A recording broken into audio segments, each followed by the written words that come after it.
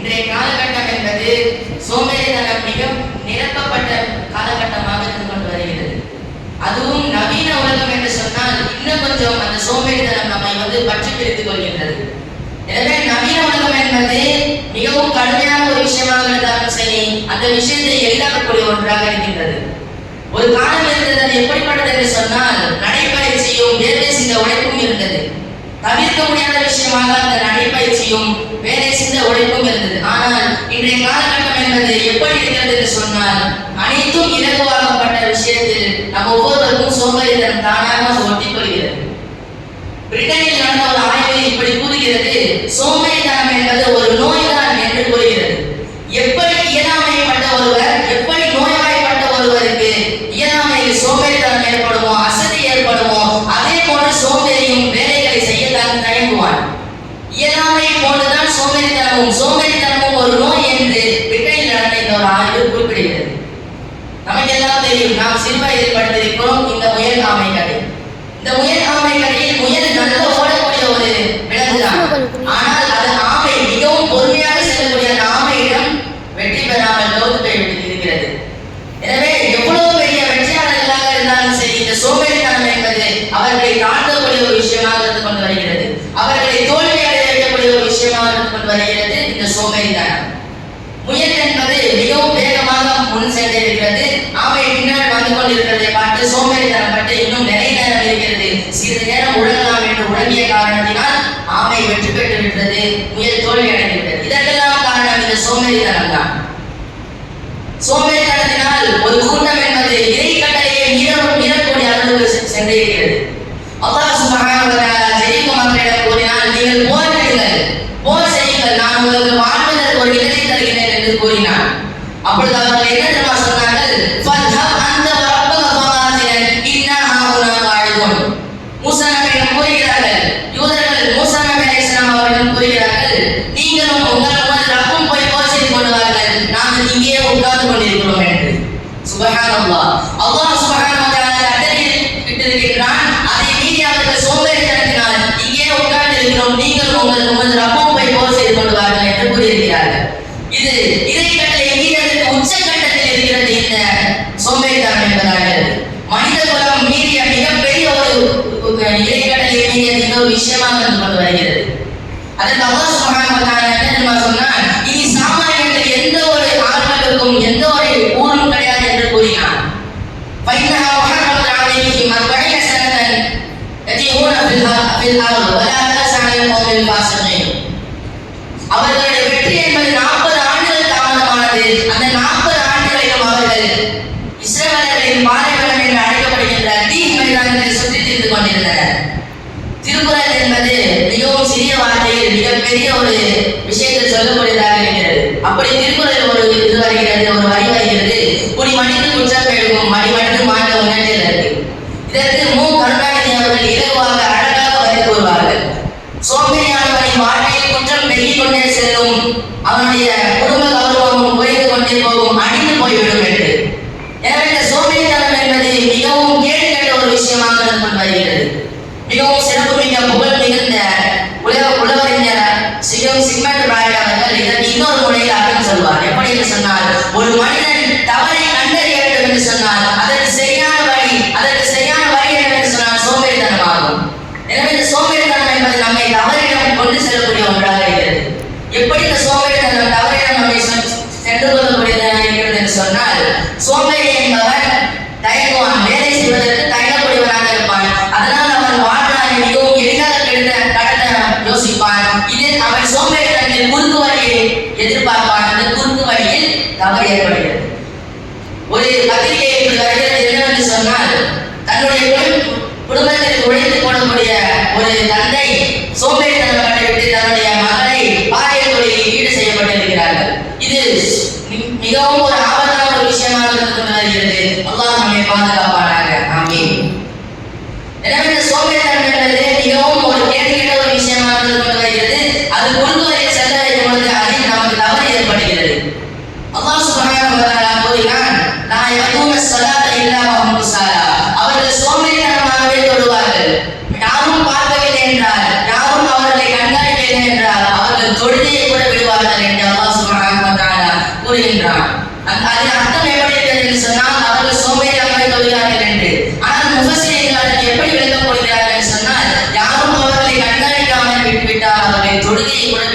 கொள்வார்கள். இதுதான் சோம்பேறி குணமாக வருகிறது.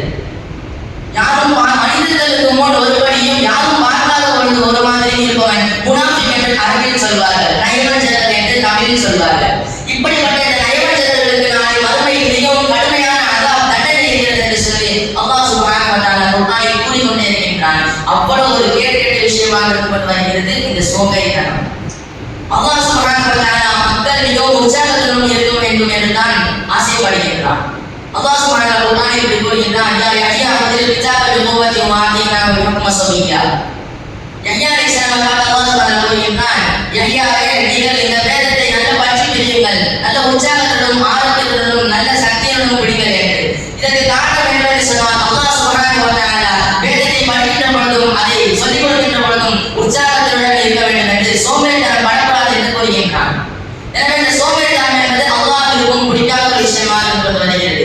அல்லாஹ் சுப்ஹானஹு வ தஆலா இந்த சோம்பேறித்தனம் என்பது அவர்களுக்கு முஃமின்களுக்கு இருக்கவே இருக்காது என்று கூறுகின்றான். முஃமின்களின் இயல்பு ஆரோக்கியத்திடமும் உற்சாகத்திடமும் இருக்கக்கூடியவர்களாக இருக்கிறார்கள் என்று. இப்படி சஜ்தா சூராவில் வருகிறது, தஜாஃபா ஜுனூபுஹும் அனில் மலாஜிஇ யதுஊன ரப்பஹும் ஃபௌஃபன் வ தமஆ. அவர்களுடைய முஃமின்களின்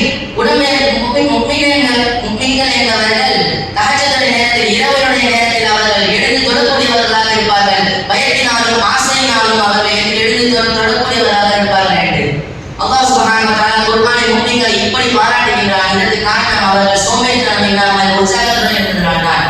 அவர்கள் எழுந்து விடுகிறார்கள் என்று சொல்வதை விட அவர்களுடைய உடல்கள் எழுந்து விடுகிறது என்று நாம் சொல்லலாம். சோம்பேறித்தனம் இல்லாமல் இருப்பவர்கள் முஃமின்கள் ஆவார்கள். சோம்பேறித்தனம் என்றால் அவர்கள் முஃமின்கள் என்று சொல்லலாம். சோம்பேறித்தனத்தை விட்டு அல்லாஹ் சுப்ஹானஹு வ தஆலா நம்மை பாதுகாப்பானாக. ஆமீன். மேலும் இந்த காலகட்டத்தில் எப்படி இருக்கிறது என்று சொன்னால், நம் மொபைலில் பார்க்கின்றோம், சூபி, லூடோ போன்ற ரம்மி போன்ற நிறைய விதமான போட்டிகள் விளையாட்டுகள் இருக்கிறது. இதற்கெல்லாம் குறுக்கு வழிகள். அந்த விளையாட்டுகள் அனைத்தும் மக்களினுடைய சோம்பேறித்தனத்தை குறிப்பாக வைத்து இயக்கப்படுகிறது. இதனால் அவர்கள் சூபி, லூடோ விளையாட்டுகள் உங்களுக்கு நிறைய பணம் கிடைக்கும் என்று சொல்கிறார்கள். அதை நம்பி அவர்கள் மக்கள் குறுக்கு வழியில் சென்று நிறைய பணங்களை சம்பாதிக்க வேண்டும் என்பதற்காக அவர்கள் சென்று ஏமாற்றப்படுகிறார்கள். இன்னொரு ஒரு வெப்சைட்டில் ஒரு ஆப்பில் இப்படி வருகிறது என்று சொன்னால், இந்த வெப்சைட்டை நீங்கள் போலியாக நீங்கள் விளம்பரம் கொடுத்தால் உங்களுக்கு இவ்வளவு காசு கிடைக்கும், காசு கிடைத்தால் அவர்களுக்கு நல்ல முறையில் அவர்கள் சம்பளம் கிடைக்கும் என்று சொல்கிறார்கள். இதனால் அவர்கள் ஏமாற்றப்படுகிறார்கள். மற்றவர்களையும் அந்த வெப்சைட்டில் கூட்டு வந்து அவர்களும் ஏமாற்றப்படுகிறார்கள். இதனால் அவர்கள் நாளை மறுமையில் மிகவும் ஒரு ஆபத்தான ஒரு நிலையில் நிற்கப்படக்கூடியவர்களாக இருக்கின்றார்கள். இந்த சோம்பேறித்தனம் என்பது நமக்கு கொடுக்கப்பட்ட அனைத்து சலுகைகளையும் கெடுக்கக்கூடிய ஒரு விஷயமாக இருக்கிறது. இருப்பதிலேயே முஹம்மது நபி ஸல்லல்லாஹு அலைஹி வஸல்லம் அவர்களுக்கு தான், அவர்களுடைய உம்மத்துக்கு தான் மிகவும் அதிகமாக சலுகை கொடுக்கப்பட்டிருக்கிறது. அந்த சலுகையும் இந்த சோம்பேறித்தனம் வீணாக்கப்படக்கூடிய ஒன்றாக இருக்கிறது. அல்லாஹ் சுப்ஹானஹு வ தஆலா சூரத்துல் கத்ரில் இப்படி சொல்கின்றான், இன்னா அன்ஸல்னாஹு ஃபீ லைலத்தில் கத்ர் வ மா அத்ராக மா லைலத்துல் கத்ர் லைலத்துல் கத்ரி கைரும் மின் அல்ஃபி ஷஹர். இதற்கு பொருள் என்னவென்று சொன்னால், நிச்சயமாக நாம் இந்த வேதத்தை நாம் இந்த லைலத்துல் கத்ர் என்ற சக்தி பெற்ற இரவில் தான் நாம் இறக்கி வைத்தோம். அதற்கு பின் சொல்கின்றான், அதற்காக லைலத்துல் கத்ர். லைலத்துல் கத்ர் என்றால் என்னவென்று அல்லாஹ் சுப்ஹானஹு வ தஆலா விளக்குகின்றான். அதற்கு பின் சொல்கின்றான், லைலத்துல் கத்ரி கைரும் மின் அல்ஃபி ஷஹர். இந்த லைலத்துல் கத்ர் என்பது 1000 மாதங்களை விட சிறப்பான ஒன்றாக இருக்கிறது அந்த ஒரு இரவு என்பது. ஆனால் அந்த ஒரு இரவை கூட ரமலான் மாதத்தில் கடைசி 10 பிறையில் ஒற்றைப்படையில் இரவில் வரக்கூடிய அந்த லைலத்துல் கத்ர், அந்த சில நாட்களில் கூட நிறைய நபர்கள் சோம்பேறித்தனமாக தூங்கிக் கொண்டிருக்கிறார்கள். அந்த லைலத்துல் கத்ர் அந்த 1000 மாதங்களை விட சிறந்த ஒரு இரவை விட்டுவிடுகிறார்கள் என்று சோம்பேறித்தனத்தின் காரணமாக.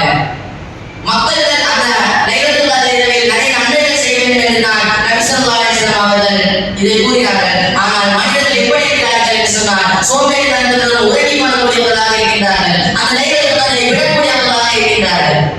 எனவே இந்த சோம்பேறித்தனம் என்பது நமக்கு கொடுக்கப்பட்ட சலுகைகளை நாம் அழிக்கக்கூடிய ஒரு விஷயமாக இருந்து வருகிறது. மேலும் நம் முஹம்மது நபி ஸல்லல்லாஹு அலைஹி வஸல்லம் அவர்களுக்கு நிறைய விதமான சலுகை இருக்கிறது. அதையும் இந்த சோம்பேறித்தனம் என்பது வீணாக்கக்கூடிய ஒன்றாக இருக்கிறது. மேலும் தொழுகையை அவர்கள் விடக்கூடியவர்களாக இருப்பார்கள். யார் சோம்பேறித்தனம் உடையவர்கள் தொழுகையை விடக்கூடியவர்களாக இருப்பார்கள். இதனால் நாளை மறுமையில் அவர்கள் மிகவும் கேடுகெட்ட ஒரு நிலைமை நிறுத்தப்படுவார்கள். அல்லாஹ் சுப்ஹானஹு வ தஆலா குர்ஆனில் இப்படி கூறுகின்றான், ஃபவைலுல் லில் முஸல்லீன், தொழுகையாளர்களுக்கு வழிகேடு நடக்கும் என்று. அதற்கு பின் அல்லாஹ் சுப்ஹானஹு சொல்கின்றான், அல்லதீன ஹும் அன் ஸலாத்திஹிம் சாஹூன் வல்லதீன ஹும் யுராஊன், யுராஊன். அவர்கள் எப்படிப்பட்டவர்கள் என்று சொன்னால் தொழுகையை பொறுப்பாக தொழுவார்கள், மற்றவர்கள் பார்க்க வேண்டும் என்பதற்காக தொழுவார்கள் என்று. எனவே இந்த நன்மைகள் எல்லாம் யாரிடம் இருக்கிறது என்று சொன்னால் சோம்பேறித்தனம் உடைய ஒருவரிடம் இருக்கிறது. அவர்கள் முனாஃபிக்குகளாகவே கருதப்படுகிறார்கள். எனவே சோம்பேறித்தனம் உடையவர்கள் என்பவர்கள் மற்றவர்கள் பார்க்க வேண்டும் என்பதற்காக சரியாக தருவார்கள். யாரும் பார்க்கவில்லை என்று சொன்னால் ஒரு தொழுகையை கூட விடக்கூடியவர்களாக இருப்பார்கள். எனவே இப்படிப்பட்ட ஒரு சோம்பேறித்தனம் என்பதனால் நம்முடைய வாழ்வின் தேவையா என்று நாம் ஒவ்வொருவரும் சிந்தித்து பார்க்க வேண்டும். சோம்பேறித்தனத்தை அழிக்குவதற்கு நிறைய வழிகள் இருக்கிறது. இப்படி நபி ஸல்லல்லாஹு அலைஹி வஸல்லம் கூறுகிறார்கள், ஒரு மனிதன் தூங்குகிறான், உறங்குகிறான் என்று சொன்னால் அவர் எந்திரிக்கும் பொழுது ஷைத்தான் அவருக்கு 3 கட்டுகளை போடுகின்றான். 3 கட்டுகளை போடுகின்றான். அதில் முதல் கட்டு என்பது எப்படி அர்த்தப்படுகிறது என்று சொன்னால் அவர் எந்திரிக்கும் பொழுது அல்ஹம்துலில்லாஹி அல்லதி அஹ்யானா பஅதமா அமாதனா வ இலைஹி நுஷூர். அல்ஹம்துலில்லாஹி அல்லதி அஹ்யானா பஅதமா அமாதனா வ இலைஹி நுஷூர். நாங்கள் மரணித்ததற்கு பின்னால் எங்களுக்கு உயிர் கொடுத்த அந்த இறைவன் அல்லாஹ் சுப்ஹானஹு வ தஆலாவுக்கு புகழனைத்தும் என்று அவர்கள் கூறினால் அந்த முதல் கட்டு அழைக்கப்படுகிறது என்று நபி ஸல்லல்லாஹு அலைஹி வஸல்லம் அவர்கள் கூறுகிறார்கள். மீதி 2 கட்டுகள் இருக்கிறதா, அந்த 2 கட்டுகளும் எப்படி அழைக்கப்படுகிறது என்று நபி ஸல்லல்லாஹு அலைஹி வஸல்லம் கூறுகிறார்கள். அவர்கள் அவன் வுது செய்தார், அவன் ஃபஜ்ர் தொழுகைக்காக வேண்டி வுது செய்தார், அவனுடைய 2வது கட்டுகளும் அழைக்கப்படுகிறது என்று நபி ஸல்லல்லாஹு அலைஹி வஸல்லம் அவர்கள் கூறுகிறார்கள். இது 3வது கட்டு இருக்கிறதா, அந்த கட்டு எப்படி அழைக்கப்படுகிறது என்று சொன்னால் பைசல்லா தொழுதால் அவனுடைய 3வது கட்டும் அமைக்கப்படக்கூடிய ஒன்றாக இருக்கிறது. அப்படி 3 கட்டுகளும் அமைக்கப்பட்டவன் எப்படி இருப்பது என்று சொன்னால் தொய்யிபுல் நஃப்ஸ், நல்ல நஃப்ஸுடையவனாக இருப்பான். அவன் உற்சாகத்தினும் ஆர்வத்தினும் எதிர்ப்பான். அந்த காலை பொழுதை அவன் மிகவும் அழகாக எதிர்ப்பான் என்று நபி ஸல்லல்லாஹு அலைஹி வஸல்லம் அவர்கள் கூறுகிறார்கள். இதுவே அந்த 3 கட்டுகளும் அமைக்கப்படாதவன் எப்படி இருப்பான் என்று நபி அவர்கள் கூறுகிறார்கள். அவருடைய அந்த நாள் என்பது வீணா போய்விட்டன. அவருடைய நாளில் அவன் உற்சாகத்தினும் இருக்க மாட்டான், மிகவும் சோம்பேறித்தனத்திலும் இருப்பான் என்று நபி ஸல்லல்லாஹு அலைஹி வஸல்லம் அவர்கள் கூறுகிறார்கள். சுப்ஹானல்லாஹ். அல்லாஹ் சுப்ஹானஹு வ தஆலா நம்மை அந்த 3 கட்டுகளை அழைக்கப்பட்டு நம்மை நிரந்தரமாக ஒருவர்களாக ஆக்கி தருவானாக. ஆமீன். மேலும் இந்த சோம்பேறித்தனம் என்பது மிகவும் கேட்கிற விஷயமாக இருக்கிறது. அதை கட்டக்கூடிய வழிகளில் ஒன்று, இன்று நாம் கடைசி நாள், இதுதான் என்னுடைய இறுதி நாள் என்று நாம் எதிர்த்து கொள்ள வேண்டும். நபி ஸல்லல்லாஹு அலைஹி வஸல்லம் அவர்கள் கூறினார்கள், சொல்லி ஸலாத்து முவஜ்ஜிஹ், நீ இன்று இந்த உலகத்தை விட்டு விடை பெற்று செல்லக்கூடியவனாக நீ தொழுது விடு. ஏனென்று சொன்னால் இன்று நாம் மரணித்து விடுவோம். இதற்கு பின் நமக்கு வாழ்க்கையிலே இந்த உலகத்தில் நாம் இருக்க மாட்டோம் என்று ஒரு மனிதன் அறிந்து விட்டான் என்று சொன்னால் அவன் ஃபுல்லாக ஒரு நாள் முழுமையாக இஸ்திக்பாரை தொழுது விடுவான். அவன் தொழுது கொண்டே இருப்பான் என்கின்ற நிலைமை. இதுக்கப்புறம் ஒரு நேரம் இருக்காது என்பதற்காக அவன் அந்தந்த நேரத்திலே தொழுது விடுவான் என்பதற்காக நபி ஸல்லல்லாஹு அலைஹி வஸல்லம் கூறினார்கள். இன்று ஒரு மனிதனுக்கு நாம் மரணித்து விடுவோம் என்று தெரிந்துவிட்டால் அவனுடைய நிலைமை எப்படி இருக்கும் என்று சிந்தித்து பாருங்கள். தொழுகையை விடுவானா? சரியான நேரத்தில் நமக்கு இன்றைக்கு மரணம் என்று சொன்னால் உங்களை சீக்கிரமாக வாங்க சொன்ன உடனே தொழுது விடுவான் ஒரு மனிதன். ஏனென்று சொன்னால் மவுத் என்பது அவ்வளவு பயப்படக்கூடிய ஒரு விஷயமாக வருகிறது. சக்கராத்தினுடைய நாளில் மிகவும் ஒரு வழி இருக்கக்கூடியதாக இருக்கிறது. நல்லடியார்களுக்கு மிகவும் கொஞ்சம் கடுமையாக இருக்கக்கூடிய நாள்தான் சக்கராத்தினுடைய நிலை என்பதார்கள். எனவே அவன் பயப்பட்டு நமக்கு இன்னும் கொஞ்சம் நேரம் இருக்குது, நம்ம தொழுதுக்கலாம், அப்புறமா தொழுதுக்கலாம், அசல் மக்கள் இருக்கு அப்படி நினைச்சாதானே நம்ம அந்த தொழுவாமை அலட்சியம் பண்ணுவோம். ஆனால் நாம் எப்பொழுது மரணிப்போம் என்று தெரியாது.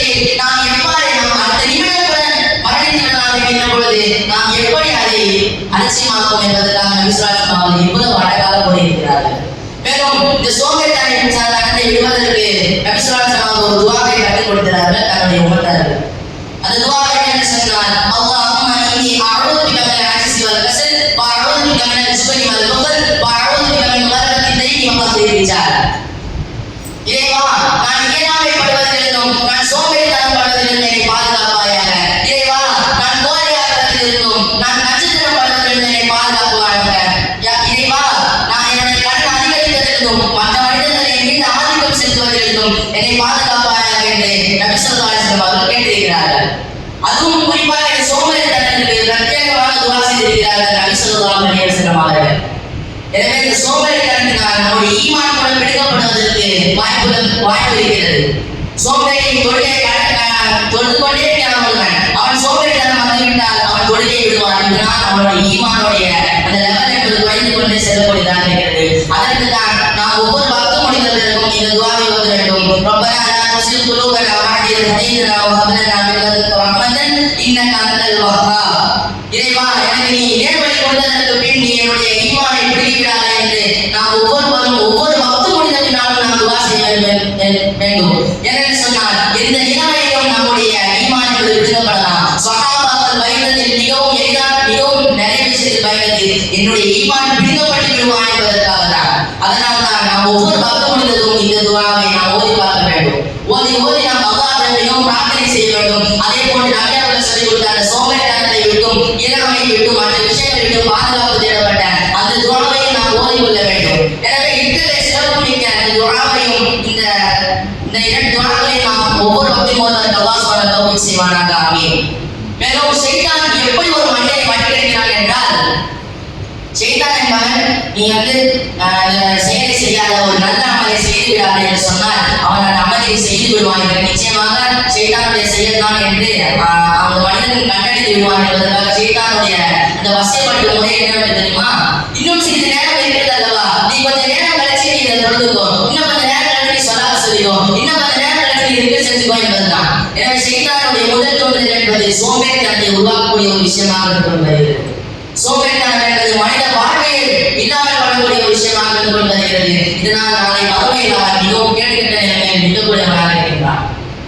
தொழுகையை விடப்படுவதற்கு இந்த சோம்பேறித்தனத்தால் மட்டும் இல்ல, தொழுகையே விடக்கூடியவர்களுக்கு நபி ஸல்லல்லாஹு அலைஹி வஸல்லம் எப்படி உதாரணம் கூறுகிறார்கள்? தொழுகை அல்லாஹ்வை நினைவு கூறக்கூடியவர்களுக்கும் நினைவு கூறாமல் இருப்பவர்களுக்கும் உதாரணம் என்னவென்று தெரியுமா? உயிரோடு இருப்பவர்கள் அல்லாஹ்வை நினைவு கூறக்கூடியவர்கள் மாதிரியும் நினைவு கூறாமல் இருப்பவர்கள் இந்த பிணத்தை கொண்டு இருக்கிறார்கள் என்று. எனவே நாம் ஒவ்வொருவரும் சிந்தித்து பார்க்க வேண்டும். நம்முடைய குடும்பத்தில், நம்முடைய வீட்டில், நம்முடைய தோழர்களில், நம்முடைய ஊரில், நம்முடைய நாட்டில் எத்தனை மக்கள் நடப்பினங்களாக சுற்றி கொண்டிருக்கிறார்கள் என்று. அதே போல் எத்தனை மனிதர்கள் உயிருடன் அல்லாஹ்வை இணைந்து கொள்கிறார்கள் என்று. உடல் மட்டும்தான், உடலுடன் உயிர் மட்டும்தான் இருக்கிறது. ஆனால் அல்லாஹ்வின் நபி ஸல்லல்லாஹு அலைஹி வஸல்லம் கூறிய வழியை நாம் பார்த்தோம் என்று சொன்னால் நிச்சயமாக நடப்பினங்களாக தான் அவர்கள் சுற்றி கொண்டிருக்கிறார்கள். எனவே இவ்வளவு கேட்களுக்கும் குறிப்பாக்கப்பட்ட விஷயம் என்னவென்று சொன்னால் இந்த சோம்பேறித்தனமாக இருந்து கொண்டு வருகிறது. ஒவ்வொரு அனைத்து மார்க்க அறிஞர்களும் இந்த சோம்பேறித்தனத்தை கைவிட சொல்லி மக்களுக்கு அறிவுறுத்துகிறார்கள். ஆனால் நாம் கைவிடுகிறோமா கைவிடாமல் இருக்கிறோமா என்பதை நாம் ஒவ்வொருவரும் சிந்தித்து பார்க்க வேண்டும். நபி ஸல்லல்லாஹு அலைஹி வஸல்லம் அவர்கள் பயப்பட்ட விஷயம் என்னவென்றால் சோம்பேறித்தனம், நரகம் போன்றவற்றை நபி ஸல்லல்லாஹு அலைஹி வஸல்லம் அவர்கள் பயந்திருக்கிறார்கள். சோம்பேறி என்பவன் அவன் முனாஃபிக்காக ஆகிவிட்டால் அதற்கு பின் அவன் நரகத்தினுடைய பாதாள குழிக்கு தள்ளப்படுவான் என்று. நரகத்தினுடைய அடிக்கு எப்படி சொல்வார்கள் என்று சொன்னால், ஒரு கல் நரகத்தில் போட்டால் அது 70,000 ஆண்டுகள் கழித்துதான் அந்த கல் அந்த அடித்தளத்தை போய் அடைகிறது என்று கூறுகிறார்கள் நபி ஸல்லல்லாஹு அலைஹி வஸல்லம் அவர்கள்.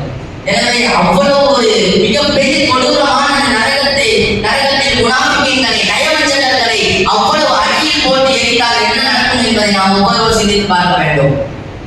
அல்லாஹ் சுப்ஹானஹு வ தஆலா நரகத்திற்கு இரையாக்குவது இரண்டே விஷயத்தை தான். அது என்னவென்று சொன்னால், ஒன்று மனிதர்களை, இன்னொன்று கற்களை. எனவே இந்த மனிதர்கள் கூடத்தில் நாம் சேராமல் இருக்க வேண்டும். ஏனென்று சொன்னால் இந்த சோம்பேறித்தனம் என்பது மனிதர்களை கூட நரகவாசிகளாக இழுத்து செல்லக்கூடியதாக இருக்கிறது. ஷைத்தானினுடைய முக்கிய செயல்களில் இந்த சோம்பேறித்தனம் குறிப்பாக்கப்பட்டுள்ளது. எனவே அல்லாஹ் சுப்ஹானஹு வ தஆலா நபி ஸல்லல்லாஹு அலைஹி வஸல்லம் அவர்களை எப்படி இந்த சோம்பேறித்தனத்திலிருந்து காப்பாற்றினானோ அதே போல் நம்மையும் காப்பாற்றுவானாக. சோம்பேறித்தனத்தை விட்டு அல்லாஹ் சுப்ஹானஹு வ தஆலா நாம் ஒவ்வொருவரையும் காப்பாற்றுவானாக. இனிமேல் மீண்டும் நல்ல முறையில் அமல்களை செய்து கொள்ளக்கூடிய வாழ்க்கையை நாம் ஒவ்வொருவருக்கும் அல்லாஹ் சுப்ஹானஹு வ தஆலா தந்தருள்வானாக. இத்துடன் என் சிற்றுரை